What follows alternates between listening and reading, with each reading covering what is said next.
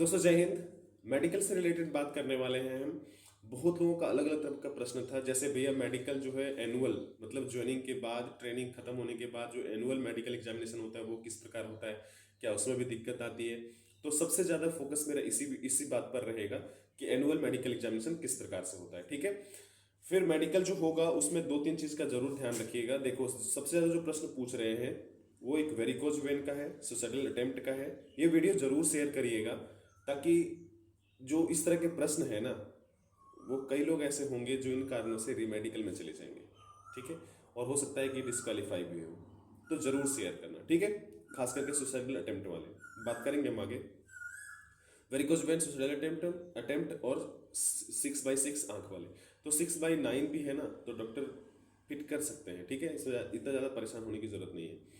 बाकी थोड़ा सा दांत और कान की सफाई करवा लेना, कोई इशू हो तो डॉक्टर से जरूर मिलिएगा। ठीक है, वीडियो में हम आगे बढ़े इस बारे में चर्चा करने के लिए, खास करके मेडिकल जो पॉइंट बताया आपको, वेरिकोज वेन है ना, और सुसाइडल अटेम्प्ट के बारे में। उसके बाद जो एनुअल मेडिकल एग्जामिनेशन होता है उसके बारे में कि किस प्रकार होगा। उससे पहले जो लोग मुझसे पहली बार मिले हैं है ना, देख रहे हैं, तो चैनल को जरूर सब्सक्राइब करिएगा और दोस्तों के साथ शेयर करना मत भूलिएगा। ठीक है, खास करके सुसाइडल अटेम्प्ट के लिए। देखो वेरिकोज वेन का जो है ना, बहुत सारे लोग जो फोटो भेज रहे हैं उसमें से 99% 100% तक लोगों को नहीं, तो इतना ज़्यादा परेशान होने की ज़रूरत नहीं।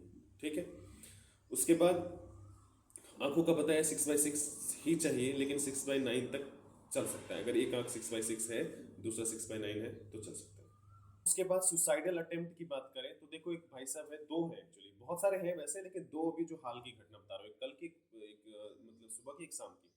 एक सुबह वाले भाई साहब है जो वो यहाँ से लेकर के यहाँ तक पूरा एकदम से ब्लेड लगा हुआ है। ठीक है, एकदम से ऐसे ऐसे ऐसे, तो वो तो बहुत मुश्किल है, बहुत मुश्किल है। ठीक है, फिर भी आप देख लीजिएगा, बताना वहाँ पर सही से जो आपको सही लगे। ठीक है, लेकिन इतना सारा होने से तो आप बता भी नहीं सकते कुछ।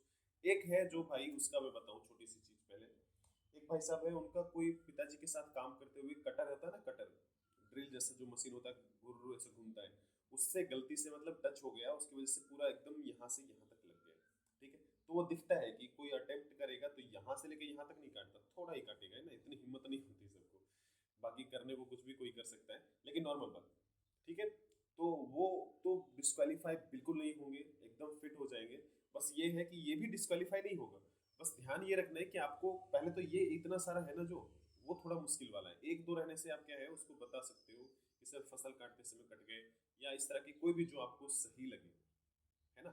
मेरे कहने से नहीं, जो आपको सही लगे उस हिसाब से अपने आप अपने बात को रखना है। ठीक है, अब एनुअल मेडिकल एग्जामिनेशन सबसे जरूरी चीज। अच्छा, रीमेडिकल जो है वो 15 दिनों के लिए आपको मिलेगा, और सबसे जरूरी चीज कि उस 15 दिन के अंदर अगर कोई बात होगा तो आपको क्लियर करना है।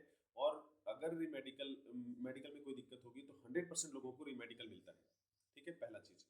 अब आ जाते हैं एनुअल मेडिकल के लिए। एनुअल मेडिकल के लिए मेरा 3 बार हो चुका है अभी। ठीक है, ऐसे ज्वाइनिंग के बाद, ट्रेनिंग खत्म होने के बाद अलग अलग हॉस्पिटल में हुआ है, तो वो बहुत नॉर्मल होता है, कोई नहीं जाता। और एक चीज़ और मैं बता दूं, अलग अलग कारणों से सब लोग पूछ रहे होंगे, आप समझ पा रहे होंगे, तो मैं बता दूं अभी तक। ठीक है, जो मेरा हुआ उस हिसाब से बहुत नॉर्मल होता है। एक्सरे ले सकते हैं, ठीक है, कई बार एक्सरे नहीं लेते हैं, ब्लड यूरिन लेंगे। ठीक है, उसके बाद साइकेट्रिस्ट जो मेंटल हेल्थ देखते हैं वो मिलता है, डॉक्टर मिलेंगे हियरिंग के लिए, आँख के लिए, है ना, ये ईएनटी, ये सब देखेंगे। ठीक है, लेकिन इतना ज़्यादा मतलब बहुत ज़्यादा इशू बिल्कुल भी नहीं है। ठीक है, कलर ब्लाइंडनेस सबसे ज़्यादा पूछ रहे थे तो कलर ब्लाइंडनेस अभी तक 3 बार में मेरा एक भी बार चेक नहीं हुआ, बस ज्वाइनिंग के समय और ज्वाइनिंग के पहले। ठीक है, तो इतना ज्यादा घबराने की जरूरत नहीं है, यहाँ से कोई नहीं जाता। एक चीज बस ये है कि जब आप यहाँ आते हो तो आपको थोड़ा सा प्रोबेशन पीरियड तक थोड़ा सा संभल के रहना पड़ता है, बढ़िया से। ठीक है, संभल के रहना पड़ता है। उसके बाद ये नहीं कि अब निकाले बंदूक और गोली मार दिए किसी को, ऐसा नहीं है।